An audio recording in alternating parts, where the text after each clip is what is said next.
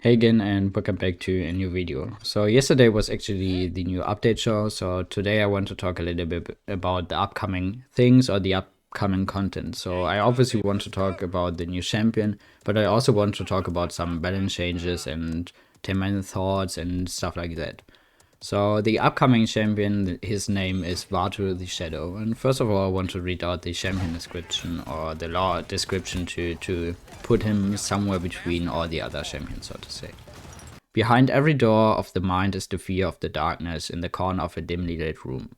It is the unknown, the terror without a form, but with a name, the Shadow.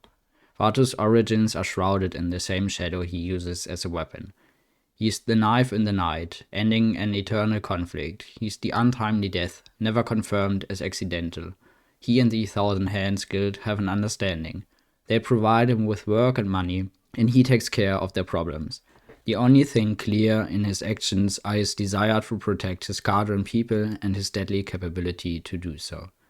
Wielding sharp kunai and mysterious shadow magic, Vatu takes care of business with a ruthless efficiency matched only by his strict code of ethics. His are not the eyes you want to see staring back at you from the darkness, for by that time it is already too late. So that far to his champion description or to his lore. So he's his guardian and he's working for, or kinda working for the Thousand Hand Guild, but not really a working bond, only like he wants the money to protect his people, and I think therefore he's taking every job, so to say, or accepting every job. So now to his champion kit, or to his champion in general. So his role is the flank role, and therefore his HP is a little bit lower compared to other champions, and it is also lower than in other flanks, but I think it's understandable if we take a deeper look into his kit. So his maximum HP is 1900. But now to his primary fire, or to his weapon called kunai. So you basically throw out 3 different kunai, and each kunai deals 300 damage. And the most effective range is 75 units, and you have a maximum ammo count of 5. But I think the important thing is to have a lot of bursts, or make sure you hit all of your kunai. You obviously have to be up close because they spread out the wider you are away from your target, so to say. So it is also possible to only hit 1 kunai or 0 kunai, depending on where you're standing or how far you're away from your target, so to say. So you really have to be kinda close to make sure you hit all your 3 kunai. But if you do, I think the burst damage is kind of nice, especially for such a mobile champion. Now to his alt fire, called Shadow Bombs. You throw out 3 explosive projectiles that stick to the target and explode after 0.3 seconds. Each explosive deals already 10 damage on hit, so if you hit your target, you already can hit up to 30 damage, additional 200 damage in a radius of 10 units on explosion. And you have a range of 150 units before auto-exploding in the air. So I think this is also nice, that is kind of similar to Ash, I would say. Like, you know, air shots also explode after a short time in the air. But I think this is more meant to actually stick on the enemy.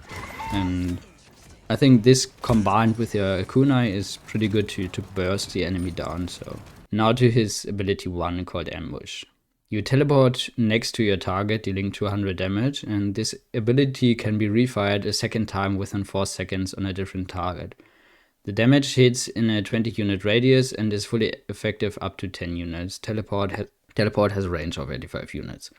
So I think it's really cool that you can teleport to 2 different targets, so that you're not only trapped at one target, so to say. I think the range on his Q, like I think this is his Q ability, is kind of short. Like the 85 units seem pretty short compared to other abilities, but I think it makes sense, otherwise it would just be way too strong. But currently I feel like you already have to be really close to actually hit your teleport, or to activate your teleport, whatever. So you only are able to activate it obviously when you're in range, otherwise you can't just teleport wherever you want. But therefore I think the range might be a little bit too small. I don't know, we have to see how it works out. His second ability is called Dash, and you basically dash quickly 40 units in the direction you're moving, reducing the damage you take by 60% during the dash, and you have 3 charges. This ability is kind of similar to QUADRA dashes, but in another way not really. Like, you only have 60% damage reduction, and the important thing is this is really only the second you activate your dash, so to say. I think they said in the update show it's like 0.2 seconds. So you really have to be good at timing this ability to avoid heavy incoming damage and stuff like that. But I think this is also more like a mobility ability, so to say, which is kind of great. And I think the most awesome thing about it is that you can basically dash in every direction. So you're also able to dash mid-air and dash backwards, upwards, like every direction you would want to go. It's depending on the key you press on your keyboard, but I think this is pretty nice. And now to his ultimate ability called Nightfall. You activate to start charging up, reactivate to dash forward extremely quickly through enemies, dealing 800 damage and stunning enemies hit for 1.25 seconds, and the distance increases with charge duration. You're immune to crowd control while charging.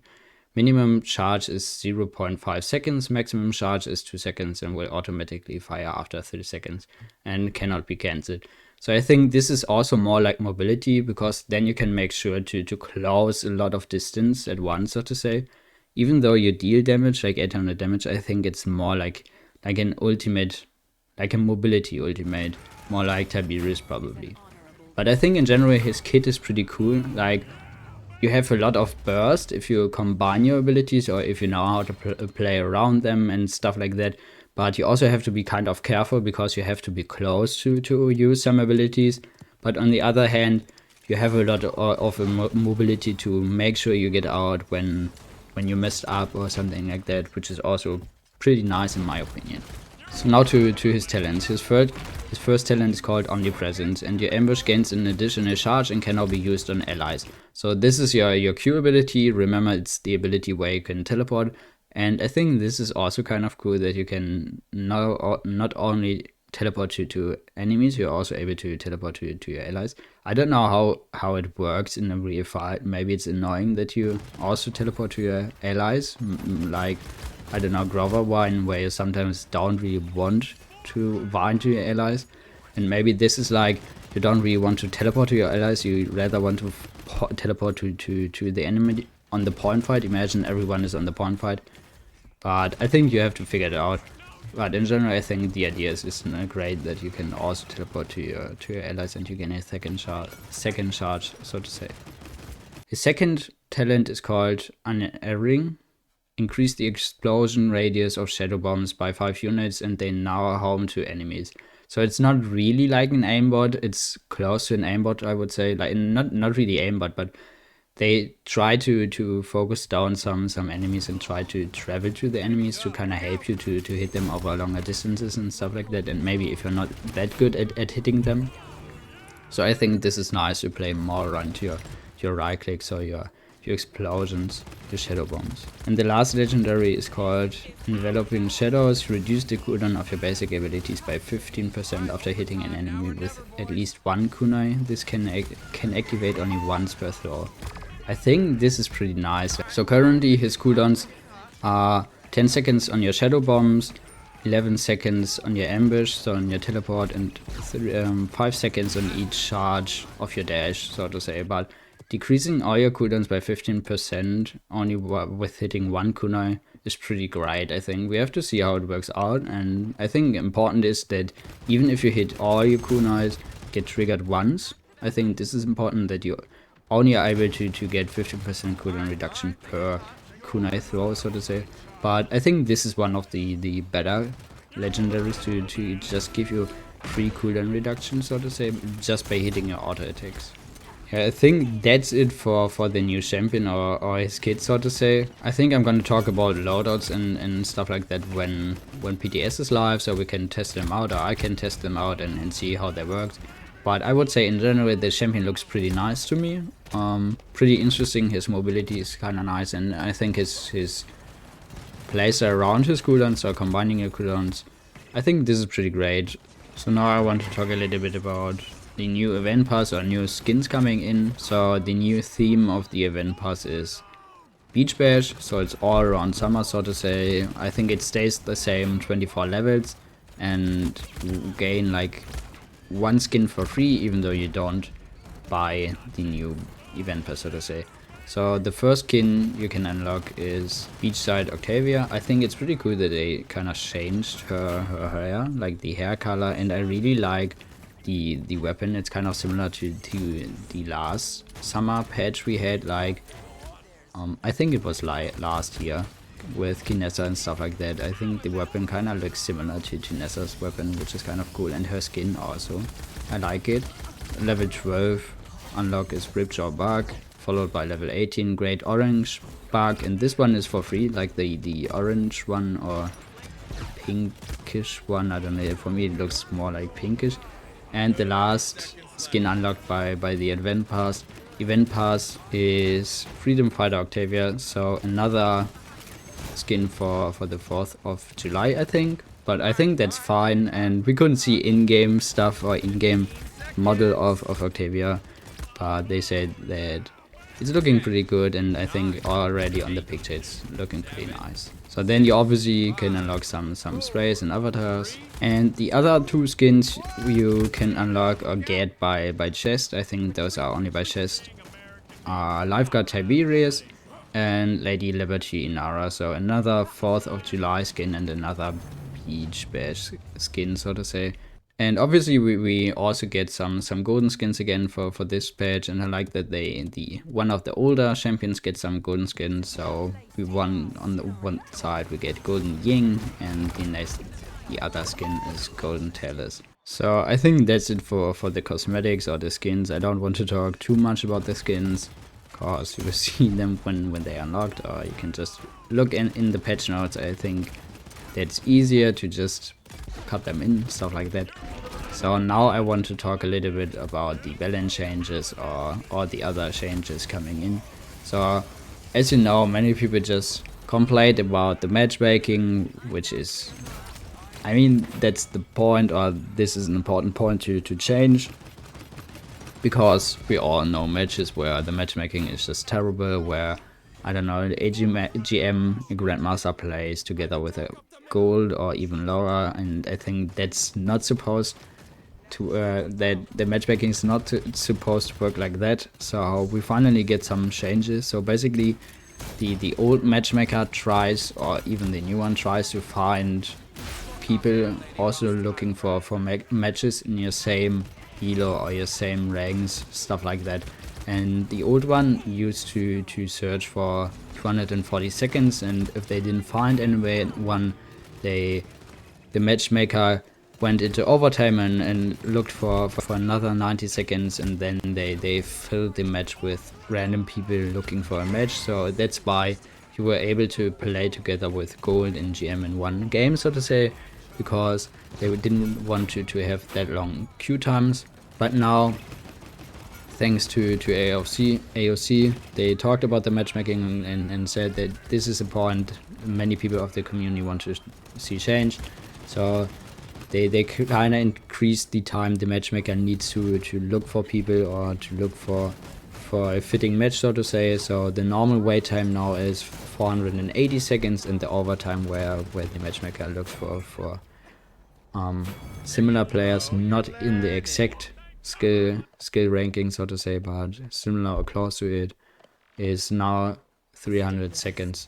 So I think this is pretty great. It means that we all have longer queue times while looking for rank games. So this is only for rank games, but I think this is great to increase the time.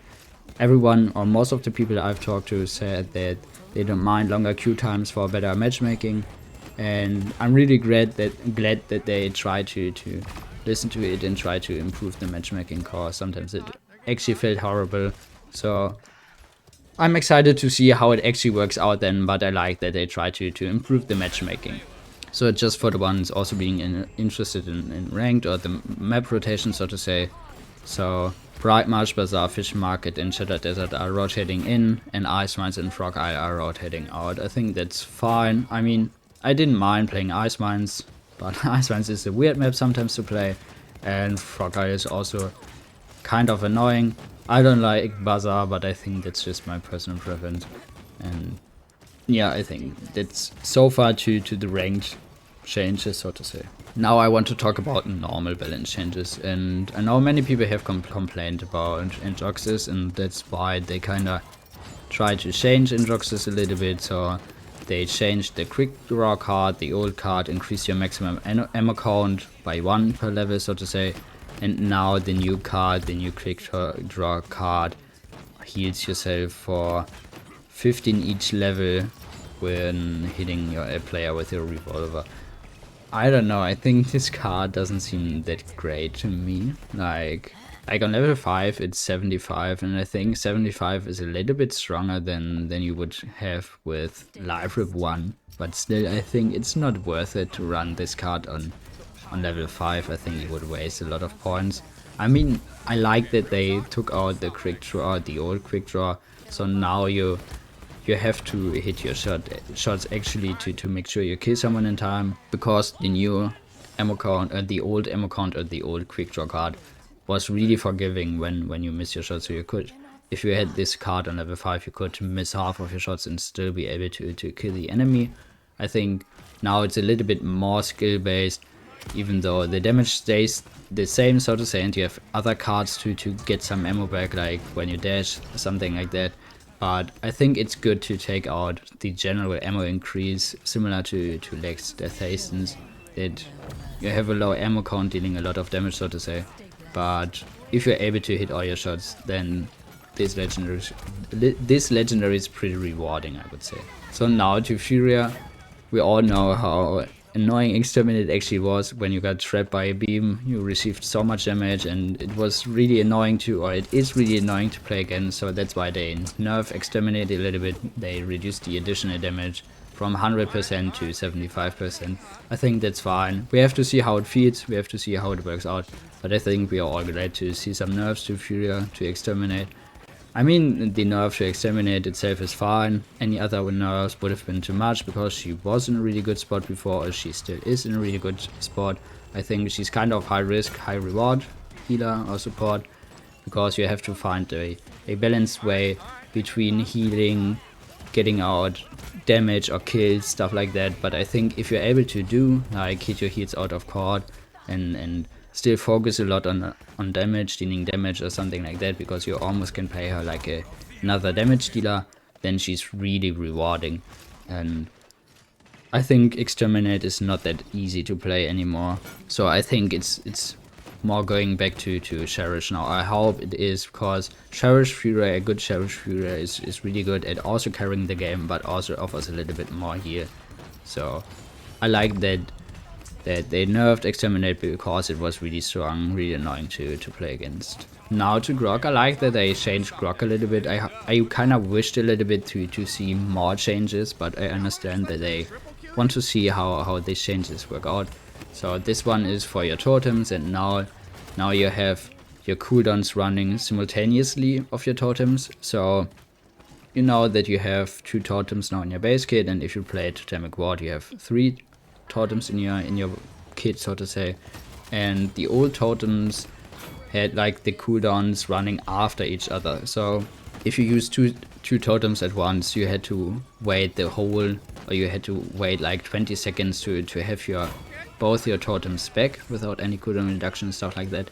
And now they run simultaneously, so you kind of have the cooldown of the old one, so to say. And I think this is great to make sure that if you use, or if you need to use both your totems at once because the teammate is too low, or you also need the totem for yourself, then you will have all your both totems up at the same time again. I think this is great. I think it makes him a little bit easier to play, or it's just greater to play him, so you don't have to wait that long. But I still think they should buff him in a different way. So I would like to see some minor buffs to Spirit's Domain. I think Spirit's Domain in general is fine if you get the heal out of court, but in general I would say if your ally is in combat, then it's really rough to keep them healed, even if you use your totems or both of your totems. I remember that every time I played the new Spirit's Domain, so the 700 Spirit's Domain, so to say, I really struggled with keeping my team up. I mean, it's working if you manage to get the heal out of court, stuff like that. But imagine your point is on the front. I remember I placed 2 totems and also hit them with my auto attack, so to say, so with my staff, and it was really rough, really hard to keep them up. So I wish they would buff it a little bit to make it a little bit easier to play. So now to Grover, they kinda changed his ult, so his whirlwind. I think that's fine. We all know how annoying it is when you try to get your ult out to save yourself or your teammates and you just die the second you ulted and lose all your ult charge, so to say. And now they changed the charge rate of your ult a little bit, or the downgoing charge of your ultimate, so to say. So you don't lose all your 100% while activating your ult. You lose 20% of your ultimate charge instantly while activating your ult, so to say, and then the longer the ult goes on, the more ult charge you lose. I think this is great. We all know that sometimes you don't need Grover ult for the whole duration. Sometimes you, I don't know, want to use your Grover ult to go in aggressively and you kill the whole enemy team. Then you don't need to ult anymore. So you can just cancel your ult and keep some ult charge, or your whole team is healed fully. So then you also could cancel your ult to at least remain some ult charge. So I think this is great. Puts his ult in a little bit better position right now. But I think in general the buff, it's kind of a buff, is really great to see on Grover. Then he also gets a little bit of nerf, obviously, for Deep Roots. I think that's also understandable. Deep Roots is currently in a really good state, so to say. So they didn't want to mess around with his cards. I think that's fine, because the cards are that strong, or kind of that strong, because the Deep Roots in general are strong, so they kind of nerf the Deep Roots itself. Now your Deep Roots don't bounce off 5 times of your enemy, so to say. It only bounces off 3 times. I think that's fine, understandable, because we all know these huge Deep Roots where you hit one right click and it bounces through the whole enemy team and bounces between each other. I think this is really strong, really annoying to play against. Even if you have resilience, it's annoying. But now I think the nerf is fine. We have to see if it's still worth it running, but I can imagine he's not that priority pick anymore. But I think the nerf itself is fine, especially for higher ranks. I think he was strong in higher ranks, but therefore I think the nerf is completely fine and understandable. Now to Nessa. Nessa gets a little bit of card nerfs. I think that's also fine, especially the card which gets nerfed, like True Grit. The old one healed you for 100 HP every fully charged shot you hit, and now it is only 50 HP for every fully charged shot you hit, so to say. I think that's fine, especially when you consider that it does stack up with life rip, so there's no diminishing returns with that card, so you can get the full heal of the True Grit card, and you also get the full life rip. Usually life rip has some diminishing returns, so you only can get up to a certain percentage number of life rip, but this card does stack up with life rip, so that's why it is that annoying to play against. It is that strong, so to say, and I think therefore the nerf is fine, and I like to see this card nerf because it is really strong. Lex also receives some card nerfs, so you know the hunted card where he gains 10%, or he used to gain 10% life rip against his retribution target, and this card now goes down to 5% each level. I think this is also fine, because especially if you played Death Hastens, or if you played Discovery, you had a lot of life rip or lifesteal on your shots when you hit your retribution target. I think that's understandable that they kinda try to nerf this card, and I don't know, try to put him a little bit lower than he's currently. Octavia also sees some changes. I would say it's a little bit of both. So a little bit of nerf, a little bit of buff. So her normal weapon shots when she uses her designated sights gets reduced from 500 to 425. But they also reduced the bullet spread on and recoil. I think this is more like a buff. And they also reduced the damage roll off at extended ranges. So I think the last 2 points were kind of a buff, and the first point, like reducing the damage, is a nerf. I think it's completely understandable that they try to balance it again. So if they put down the number, the raw damage number, they try to give her a little bit of another buff, so to say. So that's why they reduce the bullet spread and the recoil and reduce the damage fall off at extended range. I think that's fine. We have to see how it works out, if it's enough or if she maybe still feels too strong or too weak. But in general, I would say the buff, the nerf, whatever, the nerf to her damage and the buff to her bullet spread and recoil is fine. She also gets a little bit of buff to her hipfire. I think this is great because I always felt like her hipfire is just really weak and you didn't really want to use her hipfire because it was just too hard to actually kill someone, you needed too long, it was too inaccurate, stuff like that. So they increased the damage from 200 to 250 and they also increased the accuracy from 89% to 94%, but they also increased the damage fall off. So yeah, you really have to decide if you want to use your hipfire up close or if you want to swap to your designated sides on longer ranges. So I think the changes to Octavia are fine. I like that they nerfed her scoped in damage and they buffed her hipfire damage and kinda played around her accuracy a little bit. So now to Tiberius. I always felt like his slow is really annoying and his slow is really strong, and apparently I'm not the only one who felt like that or something like that. So the AOC member also talked about his heavy blade, so now they reduced the slow from 50% to 30%, and they also reduced the slow duration from 3 seconds to 2 seconds. And I think that's fine, that's understandable. He had a lot of utility by his heavy blade, and in my opinion it was a little bit too strong, a little bit too annoying, so I like that they kind of nerfed it, or they try to reduce it at least a little bit. And now to the last changes, so to say, they are for Xin. Finally they nerf Guillotine.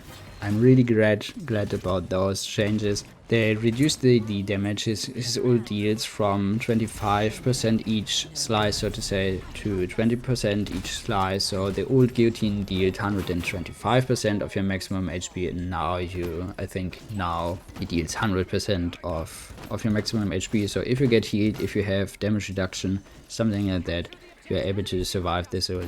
And I think this is great, everyone likes that. So everyone hates one-shotting abilities or kind of one-shotting abilities, and it felt really frustrating that even if you got healed or if you have like Haven 3, you also die, or you still die to this ult. And I think now it's a little bit more balanced. It's not that stupid one-hit button or I change a team fight by picking. I think the I change a team fight is more in higher elo, because there it really depends if you get a pick or not. So in higher ranks or higher elo, I think one pick can change the game, because usually you would retreat, stuff like that. But therefore I think this balance or this change is fine. I really like that they changed it, and they also removed the ultimate charge rate increase. It used to give you another 15% extra ult charge, so to say, and they took it out. I'm really glad that they changed it, so to say. So far I would say I like the changes. As I said, I would have liked to see some more buffs to Grog, but I understand that they kinda want to see how it works out. I wish they would have nerfed Liane a little bit. Not like she's OP, but she's so easy to play, especially Electricity or the card cooldowns, the card resets she gets by hitting your auto aim. It's really annoying. I don't know, it's really stupid for me. You don't really need skill to play that, so that's why I kinda wish they would have changed a little bit of her cooldown reduction when hitting her auto aims. I think this video is kind of long enough. I hope you've enjoyed it. Let me know what you think about the new champion or the balance changes, stuff like that. And I hope you've had a nice day. Thanks for watching, and always remember, don't forget, you guys are awesome.